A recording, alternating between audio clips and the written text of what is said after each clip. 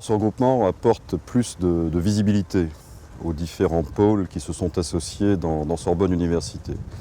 Et plus de visibilité donc aussi pour les entreprises.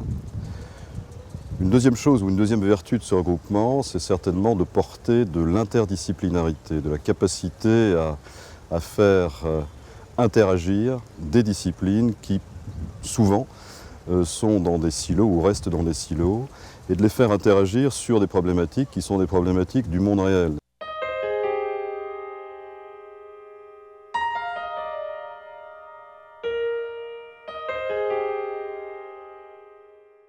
Il est absolument nécessaire d'être ouvert sur les problématiques qui sont les problématiques du monde de l'entreprise et qui plus globalement sont les problématiques de la société. Alors, j'enfonce une porte ouverte en disant qu'il faut le faire parce qu'ils le font, mais de mettre en œuvre des modalités, des dispositifs qui permettent cette interaction et qui permettent cette interaction dans la durée est quelque chose de nécessaire.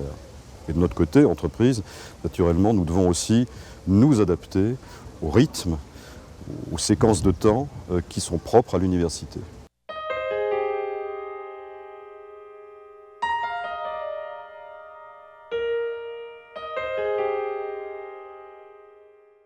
Les entreprises, elles sont à la recherche de talents.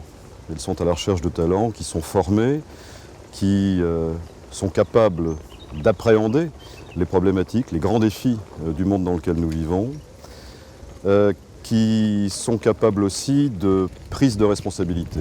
À ce titre, le développement des filières de l'entrepreneuriat, c'est quelque chose qui est extrêmement intéressant en matière de capacité à prendre des responsabilités, de capacité à s'engager. Alors dans les programmes, un certain nombre de nouveaux champs d'exploration de la connaissance sont des champs très interdisciplinaires, qui convoquent différentes disciplines et qui permettent de mettre à jour des horizons nouveaux. À ce titre, l'interaction du digital avec la majeure partie des grands champs disciplinaires établis est quelque chose d'extrêmement important.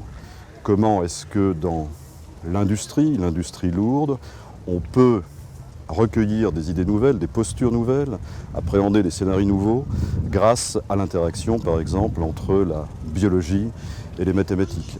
Donc tout ça, ce sont des choses qui sont extrêmement intéressantes et qui, naturellement, doivent être promues en termes de formation dans les universités.